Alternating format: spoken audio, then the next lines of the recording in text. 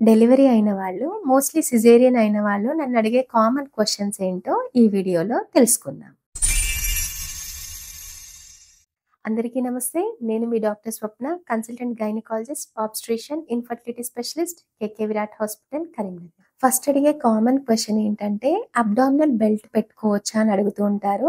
ఒకవేళ పెట్టుకుంటే ఏ రోజు నుంచి పెట్టుకోవాలి అని అడుగుతుంటారు. ఈ అబ్డామినల్ బెల్ట్‌ని మనం బైండర్ అంటాము. ఇది సర్జరీ అయిన నెక్స్ట్ డే నుంచి పెట్టుకోవచ్చు. దీనివల్ల ఏంటంటే, పొట్ట డెలివరీ అయిన తర్వాత ఒకేసారి ఎంప్టీగా అయిపోయి ఫ్లాబీగా ఉంటుంది. ఇది మనకి సపోర్ట్ ఇస్తుంది. ఇంకా పెయిన్‌ని కూడా తక్కువ చేస్తుంది. దీనివల్ల కాన్‌స్టిపేషన్ ప్రాబ్లమ్ కూడా తక్కువుంటుంది.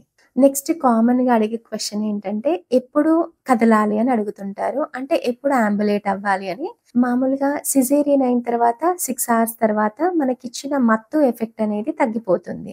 దాని తర్వాత వెంటనే కాళ్ళు కదిల్చుకోవడం కానీ, ఒక సైడ్‌కి తిరగడం కానీ, లేచి కూర్చోవడం కానీ చేయొచ్చు. అదే 24 అవర్స్ తర్వాత అయితే లేచి కంప్లీట్‌గా నడవడము, మన పనులు మనం చేసుకోవచ్చు.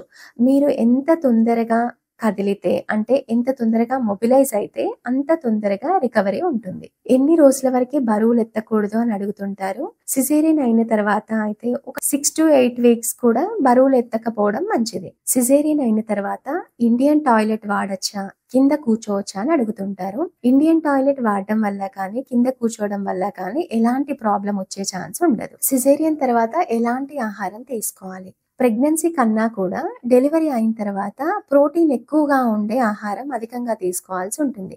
ఎందుకంటే ఈ ప్రోటీన్ వల్ల మనకి హీలింగ్ కెపాసిటీ బావుంటుంది. ఇంకా పాలు ఎక్కువొస్తాయి. ప్రోటీన్ ఏ ఆహారాల్లో ఎక్కువ ఉంటుంది అంటే ఎగ్స్, చికెన్, మటన్, ఫిష్, ఇంకా పప్పులు. దీంతో పాటు ఫైబర్ రిచ్ ఫుడ్స్ కూడా తీసుకోవాలి. ఎందుకంటే డెలివరీ తర్వాత కాన్‌స్టిపేషన్ అనే ప్రాబ్లమ్ అందరికీ ఉంటుంది. దాంతో యాపిల్ కానీ, రోజు ఒక యాపిల్ తినడం వల్ల కానీ, జామకాయ కానీ, బనానా తీసుకోవడం వల్ల కానీ ఈ కాన్‌స్టిపేషన్ రాకుండా ఉంటుంది. డెలివరీ అయిన వెంటనే అది నార్మల్ డెలివరీ అయినా, సిజేరియన్ అయినా కూడా చిల్స్ వస్తాయి. అందరూ దాన్ని చూసి భయపడుతుంటారు. కానీ అవి ఫిజియోలాజికల్. అంటే డెలివరీ అయిన హార్మోనల్ చేంజెస్ వల్ల అవి వస్తూ ఉంటాయి. అవి వాటంతట అవే తగ్గిపోతాయి.